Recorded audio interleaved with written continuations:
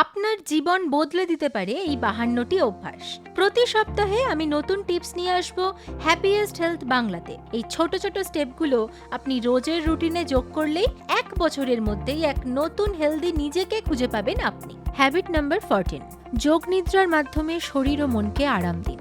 ঘুমোতে যাওয়ার সময়ও যদি আপনার মাথায় সারাদিনের কথা ঘুরতে থাকে, আগামীকালের পরিকল্পনা চলতে থাকে বা একদমই শব্দ বন্ধ হতে না যায়, তাহলে যোগ নিদ্রা আপনাকে রিসেট করতে সাহায্য করতে পারে। যোগ নিদ্রা, যাকে নন স্লিপ ডিপ রেস্টও বলা হয়, এটি একটি শক্তিশালী রিল্যাক্সেশন টেকনিক যা আপনার শরীর ও মনকে গভীর বিশ্রামে নিয়ে যায়। এটি করা খুবই সহজ, কোনো কষ্ট নেই, এবং যারা ঘুমের সমস্যা, স্ট্রেস বা মানসিক ক্লান্তিতে ভুগছেন তাদের জন্য খুব কার্যকর। যোগ নিদ্রাকে প্রায়ই যোগী ঘুম বলা হয়। এটি এক ধরনের সচেতন আরাম যা সাধারণ বিশ্রামের থেকে বেশি গভীর রিল্যাক্সেশন।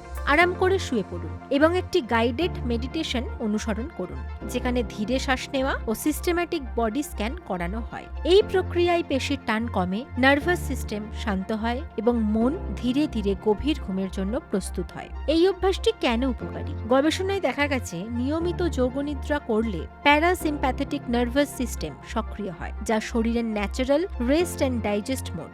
এটি স্ট্রেস ও মানসিক জট কমায়, ঘুমের সময়কাল ও গুণগত মান বাড়ায়, অনিদ্রা বা রাতে বারবার ঘুম ভাঙার সমস্যায় সাহায্য করে, গভীর শারীরিক ও মানসিক আরামের মাধ্যমে শরীরের সামগ্রিক সুস্থতাকে উন্নত করে। প্রতিদিন মাত্র 11 মিনিট অনুশীলনও ব্যস্ত রুটিনে থাকা মানুষদের স্ট্রেস কমাতে ও ঘুমের মান ভালো করতে সাহায্য করে। তাহলে যোগনিদ্রা করবেন কিভাবে? প্রতিদিন সন্ধ্যায় মাত্র 10 থেকে 15 মিনিট সময় দিন। শান্ত ও আরামদায়ক জায়গায় শুয়ে পড়ুন, চোখ বন্ধ করুন এবং ধীরে আরাম করে শ্বাস নিন। একটি গাইডেড যোগনিদ্রা অডিও ব্যবহার করুন। বডি স্ক্যান ও শ্বাসের ওপর ফোকাস করার নির্দেশনা মেনে চলুন। চিন্তাগুলোকে আসতে ও যেতে দিন, নিয়ন্ত্রণ করার চেষ্টা করবেন না। সেরা ফলের জন্য নিয়মিত অনুশীলন করুন।